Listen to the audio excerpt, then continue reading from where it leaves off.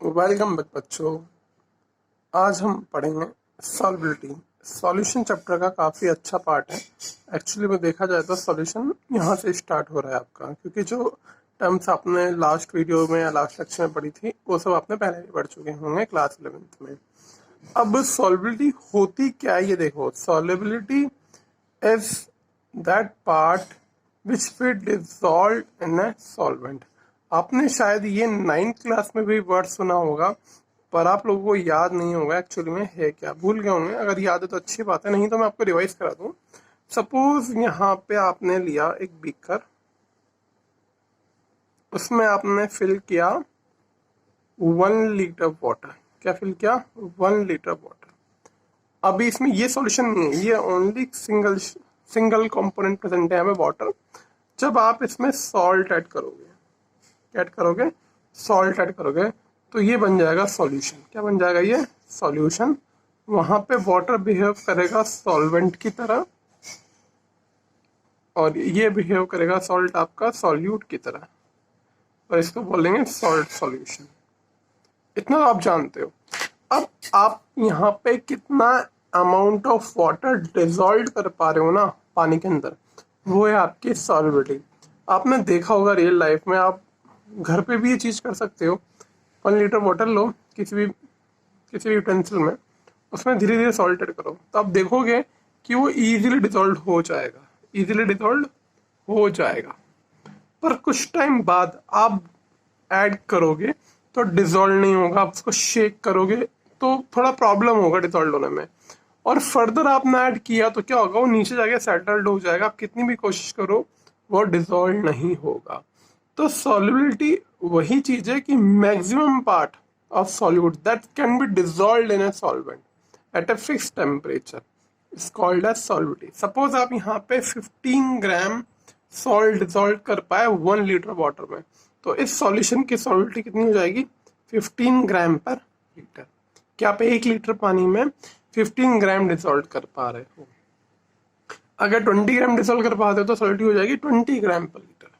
तो डेफिनेशन क्या होगी इसकी? Solubility of a substance is its maximum amount of solute that can B dissolved in a specified amount of solvent at a specified temperature.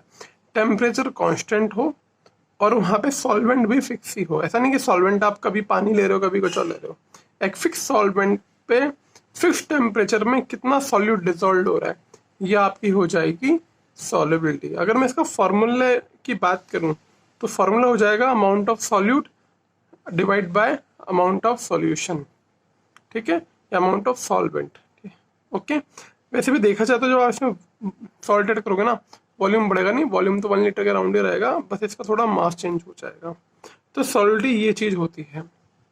अब बात आती है कि ये डिपेंड किस पे करेगी? तो डिपेंड करेगी कि सॉल्यूट कैसा है, एक डिपेंड करेगी कि सॉल्वेंट कैसा है, और एक डिपेंड करेगी कंडीशन यानी कि टेम्परेचर प्रेशर कैसा है।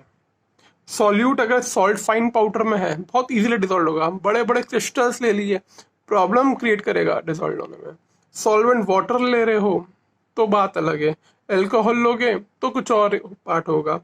फिनॉल लोगे तो हो सकता है डिसॉल्व करे या नहीं करे। तो सब डिपेंड करेगा कि सॉल्यूट और सॉल्वेंट आपके कैसे हैं। टेम्परेचर जैसे जैसे बढ़ेगा सॉलिडिटी बढ़ जाएगी। जैसे 15 ग्राम सॉल्ट डिसॉल्व हो रहा है, अब आपने और ऐड किया 1 ग्राम, तो नीचे सेटल्ड हो गया, डिसॉल्व नहीं हुआ। अब इसका टेम्परेचर बढ़ा दो, आप देखोगे मैं 5 ग्राम और डिसॉल्व कर पाऊंगा। तो टेम्परेचर बढ़ाने पे सॉलिडिटी बढ़ जाएगी। इसी तरह से प्रेशर का भी रोल आएगा। पर इन सब चीज़ों के साथ साथ आपको ये भी देखना पड़ेगा कि सॉल्युबिलिटी के भी काफ़ी सारे टाइप होंगे। कि आप लिक्विड के अंदर सॉलिड डिसॉल्व कर रहे हो तो अपन बोलेंगे solid dissolve in liquid. Liquid के अंदर गैस डिसॉल्व कर रहे हो, जैसे अपन कोल्ड ड्रिंक होती है, कोल्ड ड्रिंक में CO2 फिल्ड होती है, तो लिक्विड में गैस डिसॉल्व है तो बोलेंगे अपन गैस इन लिक्विड। ठीक है, solid in liquid, gas in liquid. Suppose 2 gas mix कर रहे हो तो गैस इन गैस। ऐसे काफी सारे फैक्टर आएंगे तो अपन को 1 बाय 1 पढ़ने। तो अपना पहला फैक्टर होगा, तो अपना पहला पार्ट है ये solubility of A solid in liquid. Solubility of A solid in a liquid. तो ये जो मैंने एग्जांपल लिया है ना यहाँ पे ऊपर कि सॉल्ट डिसॉल्व इन वाटर, इसी का एग्जाम्पल है सॉलिड इन लिक्विड। अब इसमें क्या होगा, आइए पढ़ते हैं। देखो ऐसा नहीं है कि हर एक सॉलिड लिक्विड में डिसॉल्व हो, ठीक है। Every solid does not dissolve in liquid. ये डिपेंड करेगा कि सॉलिड कैसा है और सॉल्वेंट कैसा है। जैसे आपने देखा कि सोडियम क्लोराइड तो डिसॉल्व हो गया वाटर के अंदर, पर वो जरूरी नहीं है कि वो अल्कोहल के अंदर भी डिसॉल्व हो या किसी और के भी अंदर डिसॉल्व हो। जैसे अपने लिया नेफ्थलीन लिया, एंथ्रेसीन लिया, तो ये सब क्या होंगे, ये सोडियम क्लोराइड को डिसॉल्व तो कर पाएंगे पर शुगर को नहीं कर पाएंगे, ठीक है। तो यहाँ पे बात आती है आपकी पोलर और नॉन पोलर की। अब ये पोलर नॉन पोलर क्या होते हैं, आपने 11th क्लास में पढ़े होंगे टाइप्स ऑफ सॉल्यूशन किस तरह के होते हैं। तो अपन यहाँ पे बोलेंगे कि लाइक डिसॉल्व लाइक, ठीक है, कि एक जैसे सॉल्यूट सॉल्वेंट डिसॉल्व कर पाते हैं आपस में। अगर आप वहां पे जैसे एग्जांपल लो, ऑयल का डिसॉल्व हो पाएगा क्या वाटर के अंदर, नहीं हो पाएगा ना। तो वहां पे वो एक जैसे नहीं है, ऑयल अलग कैरेक्टरिस्टिक का है, वाटर अलग कैरेक्टरिस्टिक का है। वैसे मैं आपको रेफर करूंगा कि आप इस टॉपिक को ना एनसीईआरटी से पढ़िए। उस हेडिंग का नाम है 2.3.1। वहाँ का पहला पैराग्राफ है, मैं आपको स्क्रीन पे शो कर रहा हूँ। ये आप एक बार रीड करिए, आपको बहुत इजीली समझ में आ जाएगा, ठीक है। अब उसके बाद यहाँ पे बात आती है कि जब सॉलिड डिसॉल्व करेंगे लिक्विड में तो सॉल्यूशन को नाम क्या देंगे। तो वहां पे आता है एक वर्ड सैचुरेटेड सॉल्यूशन और एक अनसैचुरेटेड सॉल्यूशन। जब तक आप किसी भी सॉल्वेंट में सॉल्यूट डिसॉल्व कर पा रहे हो ना, उसको बोलते हैं अनसैचुरेट। अब जैसे ही वो डिसॉल्व होना बंद हो जाएगा ना, उसको बोलेंगे सैचुरेट सॉल्यूशन, ठीक है। अब ये चीज भी आपने पढ़ी होगी, आपने सुपर सैचुरेट भी पढ़ा होगा। सब 9th क्लास के पार्ट है, मैं नया कुछ नहीं पढ़ा रहा, बिल्कुल बेसिक सी चीजें हैं। जो 12th क्लास का पार्ट आएगा ना, वो इसके बाद वाले पार्ट में आएगा कि solidity of gas in liquid. ये आपने पहले नहीं पढ़ा, तो मैं उस चीज पे ज्यादा जोर दे रहा हूँ। ये मैं आपको रेफर करूंगा कि आप इस चीज को एनसीईआरटी से पढ़ लीजिए। मेन जो चीज है मैं आपके यहाँ ये डिस्कस करूंगा कि इफेक्ट ऑफ टेम्परेचर और प्रेशर क्या होंगे। अब देखो, जब भी आप कोई सॉलिड डिसॉल्व कर रहे हो लिक्विड के अंदर, तो अगर ये वाला प्रोसेस एंडोथर्मिक है, मतलब इस प्रोसेस को डिसॉल्व होने में हीट रिक्वायर्ड है, तो अगर आप हीट इंक्रीज करोगे तो सॉल्विटी बढ़ जाएगी। भाई इसको हीट रिक्वायर्ड है डिसॉल्व होने में, और आप टेम्परेचर बढ़ा के हीट प्रोवाइड कर रहे हो ना, तो सॉल्विटी बढ़ जाएगी। तो मतलब बोलेंगे कि if dissolution process is endothermic, आपको याद होगा थर्मोडाइनमिक्स में पढ़ा होगा, डेल्टा एच पॉजिटिव होता है, the solidity should increase with temperature. तो प्रोसेस एंडोथर्मिक था, अब आपने क्या करा, हीट प्रोवाइड कर दी। आपको याद हो ली चैटल प्रिंसिपल बोलते हैं इसको, किसी भी एंडोथर्मिक प्रोसेस के लिए अगर आप हीट प्रोवाइड करते हो तो रेट ऑफ रिएक्शन इंक्रीज हो जाती है, फॉरवर्ड चलती है, ठीक है। अगर उल्टा ये डिसॉल्व होने में हीट रिलीज करता है, तो अपनी हीट रिलीज कहाँ करेगा, सराउंडिंग में हीट रिलीज करेगा। तो आपको क्या करना पड़ेगा, सराउंडिंग का टेम्परेचर डिक्रीज करना पड़ेगा इसके प्रोसेस को फास्ट करने के लिए। अगर ये डिसोल्यूशन में हीट रिलीज कर रहा है और आपने भी बाहर हीट बढ़ा दी, तो फिर डिसॉल्व नहीं हो पाएगा, ठीक है। एंडोथर्मिक के हीट चाहिए तो आप हीट प्रोवाइड करो, सॉलिडिटी बढ़ेगी। एक्सोथर्मिक के हीट रिलीज करता है, तो आप सराउंडिंग के टेम्परेचर को कूल करो ताकि वो अच्छे से हीट रिलीज कर सके। हीट हमेशा high temperature to low temperature flow होती है, तो सराउंडिंग को कूल कर दो एक्सोथर्मिक के लिए, तो वहां पे सॉलिडिटी बढ़ जाएगी। अदरवाइज अगर आप एक्सोथर्मिक में सॉलिडिटी टेम्परेचर बढ़ा दोगे तो सॉलिडिटी वहां पे कम हो जाएगी। 15 ग्राम डिसॉल्व हो रहा होगा तो वहां पे 5 ग्राम या 10 ग्राम में डिसॉल्व हो पाएगा। समझ में आया, सिंपल सा कंसेप्ट है। मैं यही बोलूंगा आपसे, थ्योरेटिकल टॉपिक से एक बार एनसीईआरटी से रीड करिए और अच्छी अंडरस्टैंडिंग आपको बनेगी चैप्टर में। वन वे नहीं होगा, आप खुद पढ़ोगे और अच्छे समझ में आएगा। बस मैंने आपको एक हिंट दिया है कि टॉपिक समझाना क्या चाह रहा है। अब बात करते हैं प्रेशर का क्या रोल आएगा सॉल्विलिटी में जब मैं सॉलिड को डिसॉल्व करूंगा लिक्विड में। तो वापस से मैं आपको वही समझाता हूँ। ये बीकर है, इसमें आपने लिक्विड फिल किया, ठीक है। अब आप इसमें सॉलिड डिसॉल्व कर रहे हो, ये आपका लिक्विड है और आप इसमें सॉलिड डिसॉल्व कर रहे हो। अब सपोज आप ऊपर से प्रेशर अप्लाई करते हो।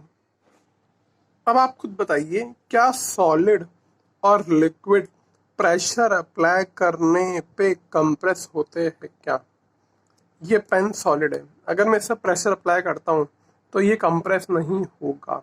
इसी तरह से ग्लास में वाटर फिल करिए, प्रेशर अप्लाई करिए, वो भी बहुत कम कंप्रेस होता है, इतना ज़्यादा कंप्रेस नहीं होता। ऐसा बोलते हैं कि लिक्विड 0.1 या 0.3% ही कंप्रेस होता है, और सॉलिड पे तो प्रेशर का कंप्रेस होने पे कोई रोल ही नहीं है। तो इसलिए बोलते हैं कि सॉलिड डिजॉल्व इन लिक्विड का प्रेशर पे कोई इफेक्ट ही नहीं होता, ठीक है, उसकी सॉलिडिटी चेंज नहीं होगी। जब मैं सॉल्ट ऐड कर रहा था लिक्विड में 15 ग्राम डिजॉल्व हो रहा था, प्रेशर अप्लाई करूंगा उस लिक्विड के ऊपर तो भी उतना ही डिजॉल्व होगा, कोई चेंज नहीं आएगा। तो ये पढ़े अपन ने effect of temperature and effect of pressure on solid dissolve in liquid. अब डिस्कस करते हैं अपन solubility of a gas in liquid. बिल्कुल बेसिक से एग्जांपल लेता हूँ मैं आपसे।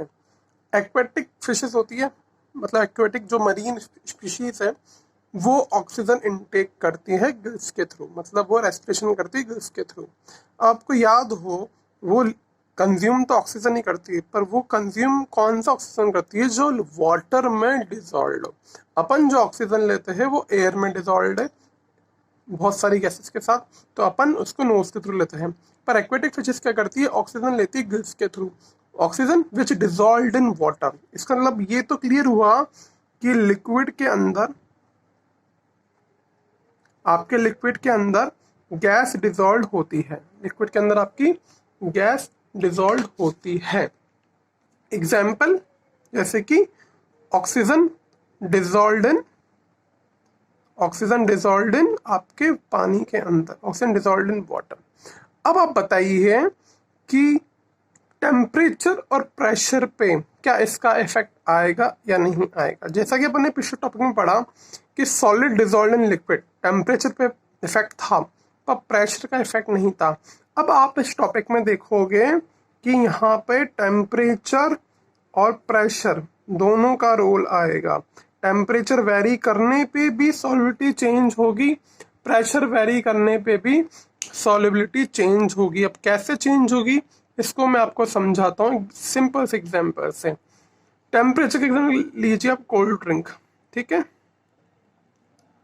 अब आप बताइए कोल्ड ड्रिंक आप ठंडी पीते हो गर्म पीते हो, ऑब्वियसली ठंडी ही पीते हैं। जब आप कोल्ड ड्रिंक की बोतल को हल्का सा शेक करके ओपन करते हो तो बहुत सारे बबल्स बाहर आते हैं। वो बबल्स और कुछ नहीं, वो बबल्स होते हैं कार्बन डाइऑक्साइड के, ठीक है, वो बबल्स होते हैं CO2 के। जब जितनी ज़्यादा ठंडी कोल्ड ड्रिंक होगी उतनी ही ज़्यादा बबल्स आपके बाहर आएंगे CO2 के। पर अगर आप एक रूम टेम्परेचर के कोल्ड ड्रिंक को लीजिए, ठीक है, फ्रिज में मत रखिए, रूम टेम्परेचर कोल्ड ड्रिंक को लीजिए, आपको बबल्स दिखेंगे ही नहीं, आपको बबल्स दिखेंगे नहीं। उसका रीज़न क्या हुआ, टेम्परेचर चेंज होने पे सॉल्युबिलिटी जो है CO2 की, जो कोल्ड ड्रिंक के अंदर डिजॉल्व है, वो वेरी कर रही है। तो यहाँ पे रोल क्या आता है, टेम्परेचर बढ़ाने पे सॉल्युबिलिटी आपकी हो जाती है डिक्रीज। जैसे जैसे मैं टेम्परेचर बढ़ाऊंगा लिक्विड का तो सॉल्युबिलिटी जो गैस डिजॉल्व है वो डिक्रीज हो जाएगी। ऐसा भी बोलते हैं कि ठंडे पानी में ज़्यादा ऑक्सीजन डिजॉल्व रहती है कंपेयर टू हॉट वाटर। पानी जितना गर्म होगा उसमें ऑक्सीजन का कंटेंट उतना ही कम होगा, मतलब जो ऑक्सीजन गैस डिजॉल्व है वो कम होगी। ऐसा नहीं कि H2O का O ही हट गया, जो ऑक्सीजन गैस डिजॉल्व है वो कम होगी। ठंडे पानी में ज़्यादा गैस डिजॉल्व होती है, या फिर मैं बोलूँ कोल्ड सॉल्यूशन में, कोल्ड लिक्विड में गैस को डिजॉल्व करना ईजी होता है, और हॉट सॉल्यूशन में गैस का कंटेंट वहाँ पे कम हो जाता है, मतलब उसकी सॉल्युबिलिटी कम हो जाती है। आप चाहो तो इसको NCERT से भी रीड करिए, यही चीज़ आपको वहाँ पे पैराग्राफ की फॉर्म में मिलेगी। अब बात आती है प्रेशर का क्या रोल आता है। आपको याद हो सेम एग्जाम्पल कोल्ड ड्रिंक का, आप उसमें हाई प्रेशर से फिल करते हैं कोल्ड ड्रिंक को, CO2 कंप्रेस करके फिल करते हैं। जैसे ही मैं वहाँ पे उसका ढक्कन ओपन करता हूँ पूरी CO2 बाहर निकल जाती है, यानी कि प्रेशर को बढ़ाने पे सॉल्युबिलिटी आपकी क्या हो जाएगी, इंक्रीज हो जाएगी। तो मैं कंक्लूजन क्या करूंगा, प्रेशर बढ़ाया तो सॉल्युबिलिटी बढ़ी, तो यहाँ पे solubility of gas in liquid directly proportional to pressure and inversely proportional to temperature. क्या समय बोल दूं, टेम्परेचर बढ़ाने पे सॉलिडिटी कम हो जाएगी गैस इन लिक्विड की, प्रेशर बढ़ाने पे सॉलिडिटी बढ़ जाएगी गैस इन लिक्विड की। अब इस चीज के लिए अलग से पूरी एक थ्योरी है, उसको बोलते हैं रॉड्स लॉ। ये क्या होता है, इसका स्टेटमेंट क्या है, क्या फॉर्मूले इसमें यूज होंगे, इसमें न्यूमेरिकल भी आते हैं, वो मैं डिस्कस करूंगा कि अलग से वीडियो पे, जो मैं सेपरेटली इसी के ऊपर बनाऊंगा। अभी मैं यहाँ पर डिस्कस नहीं करा, अभी मैं आपको बोलता हूँ जो मैंने पढ़ाया है इस चीज को आप एनसीईआरटी के 2 पेजेस में गिवन है, वहां से रीड करिए, इसको समझिए, आपको और अच्छा समझ में आएगा। फिर अपन पढ़ेंगे रॉल्स लॉ।